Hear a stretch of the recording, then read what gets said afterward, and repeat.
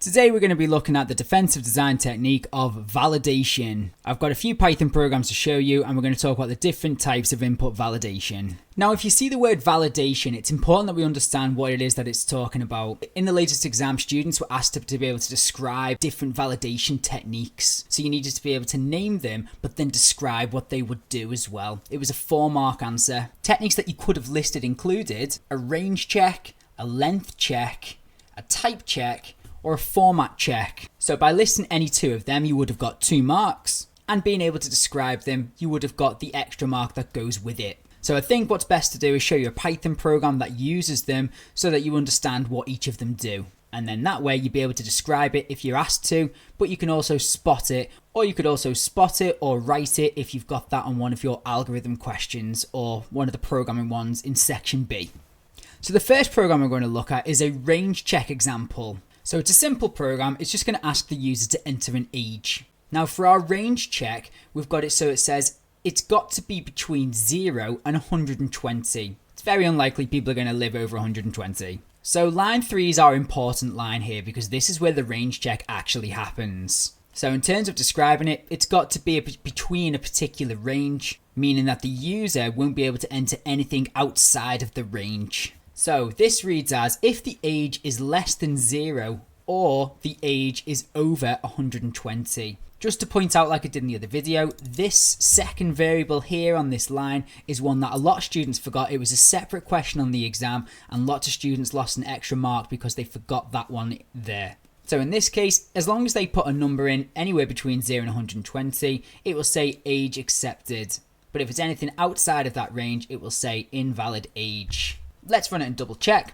So enter an age, I'll put 20, press enter, age accepted. Let's try and put a negative number, -10, invalid age. Let's try some boundary data, let's go for 120, age accepted. 121 though, invalid age. So we've successfully done a validation technique, which is a range check. The next validation technique we're going to look at is a length check. So let's say that a user's been asked to enter a new PIN number for their bank. And the PIN number's got to be 4 digits, no less, no more.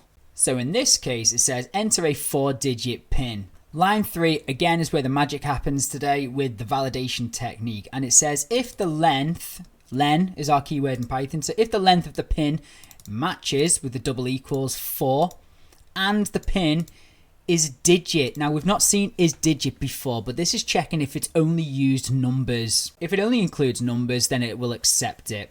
If they try and put a letter in there, it's not going to accept it. So if it matches both of those conditions, it's going to say PIN accepted.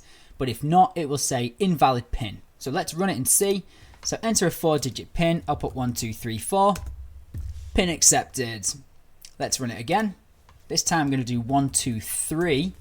Invalid PIN. Wasn't long enough. Let's just try that a bit too long as well. 1, 2, 3, 4, 5. Invalid PIN. Let's go for 123A. Invalid PIN. Doesn't like it. It's not all numbers. So what you can see we've done here, we've done a couple of techniques. We've done len, which is checking the length of it, and it's got to be 4. That's our validation technique right there to check the length of it. But we went one further on this one, and we used this nice little piece of code, which is digit, to check that it's only including numbers. The final validation technique that we're going to look at today is a type check. And we're going to make use of that digit again to check if it's the right type of data. So on line 1, we're asking the user to enter a number. On line 3, it's going to check that value and we're going to check that it's a number. If it is, only then it will convert it into an integer using typecasting, and it will display this message: you entered the number, and then whatever number they've entered. But if they didn't enter a number, it will say error, that was not a number. So let's run the code and see. Enter a number. I'm going to go for a whopper number. You entered the number and it's fine with that. Let's try it with something really short as well. 6. You entered the number 6. Whereas if I put some numbers in and do a letter, error, that was not a number. Let's try it with only letters.